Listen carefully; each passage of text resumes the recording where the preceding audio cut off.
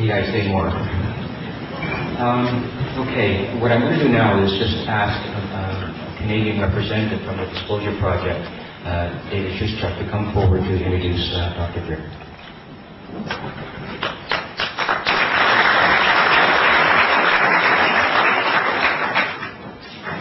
Thanks, Victor. My name is David Shuschuk, and I've been involved with the Disclosure Project in a pretty small way in Toronto for the last 4 years. And I'll go back into my background a little bit more later, but as we've seen tonight, it's really about questions. That's where I start coming from. And questions have sort of been hanging over the world for at least the last 60 years. Probably much longer than that, but certainly that long. And just to go over those questions, it's 3 of them. And again, we have, why are we still using obsolete and polluting energy generation and transportation technology when effective alternatives are known and have been demonstrated? Why is that the case? Why and how does a small group of people control and manipulate the economy, energy, politics, technological development, medicine, and media, and a whole lot of other fields? Why is this going on continuously? And why are we putting up with it? And why is the enormous evidence for extraterrestrial civilizations, why is it being held secret or outright denied? And there's one other question.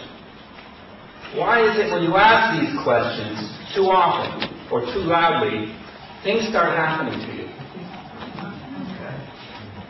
You can be ridiculed, shunned, harassed, offered bribes, co-opted, threatened, and have attempts on your life and on those people close to you. Stephen Greer has looked all of that in the face for years, and he is not blamed. He put a highly successful and honored career on hold to do this. That career was as an emergency physician and chairman of the Department of Emergency Medicine at Caldwell Memorial Hospital in North Carolina. He's also a lifetime member of Alpha Omega Alpha, which is the most prestigious medical honor society in the United States. Now, he walked away from that to essentially take on the volunteer positions as head of the Disclosure Project, Space Energy Access Systems Incorporated, and CSIP. And thrown in on the deal, he'd get to watch his back, pretty much on an ongoing basis. Now, how many of us sitting in this room would pick up a cause like that and pay such a price? Not many, if any of us. Now, some of the things Stephen will say, and some of the evidence he presents, will seem to be pretty much out there. And I wouldn't blame anyone for being skeptical. My own background is in research methods and statistics, which I taught at the University of Toronto for 13 years. Now, skepticism is something I basically made a living by. If something doesn't add up, it doesn't even make it to the Navy file, as far as I'm concerned. But I decided, after first becoming acquainted with what Stephen was doing, to look into things personally. And after a remarkably short amount of time, I was able to personally verify firsthand for myself some of the claims and things that Stephen Greer said. And at first those claims seemed utterly incredible.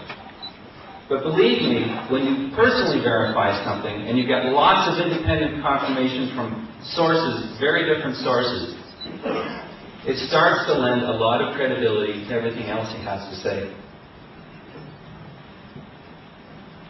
Now, if Stephen Greer says to you that he had a meeting with a certain public official and that certain things were discussed, or that certain events took place that aren't commonly known or discussed, you can be sure that it happened.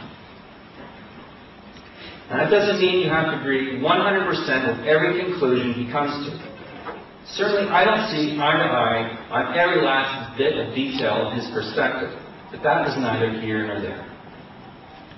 We need to be asking the questions and looking at the evidence that he and the Disclosure Project witnesses have brought to the table at great personal cost and risk. That evidence and those questions need to be part of everyday public discourse and political debate. The future of humanity demands on that debate at least taking place and then action being taken upon it. I suggest you take this opportunity to listen very closely to what he has to say. Please welcome Stephen Greer.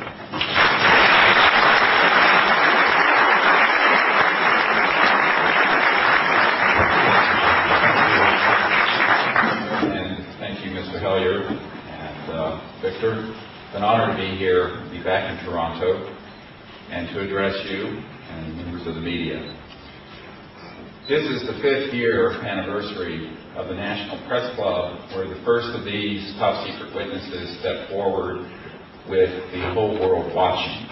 They were allowed to watch briefly before the intelligence people pulled it off the airwaves. I will give you an idea of how well wrapped this whole thing is. The National Press Club, 5 years ago today, with 22 of these military and intelligence witnesses in front of the world's cameras, and it being live webcasts on the internet. It was the most watched internet broadcast at that time in the history of the internet. The broadcasting entity is the entity that hosts CNN and the Department of Defense at the National Press Club.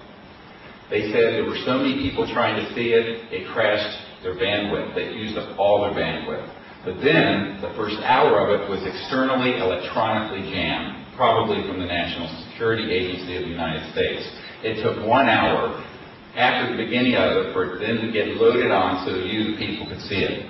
They don't want you to know the truth. And I'm going to share with you the truth that we know. I began this effort in 1990, actually. We have now nearly 500 of these military and intelligence and corporate witnesses. Some of these witnesses are from corporations such as Lockheed, Northrop, SAIC, Science Applications International Corporation, E-Systems, Raytheon, and others. These corporations are sitting on the definitive solution to a good many of the world's most pressing problems, up to and including the need to replace the fossil fuel, meaning oil, gas, coal, nuclear power systems, with sustainable energy and propulsion systems, which a kleptocracy have robbed from you and from us for the last 50 years. It's time that we say no to that, and it's time for the disclosure of the truth.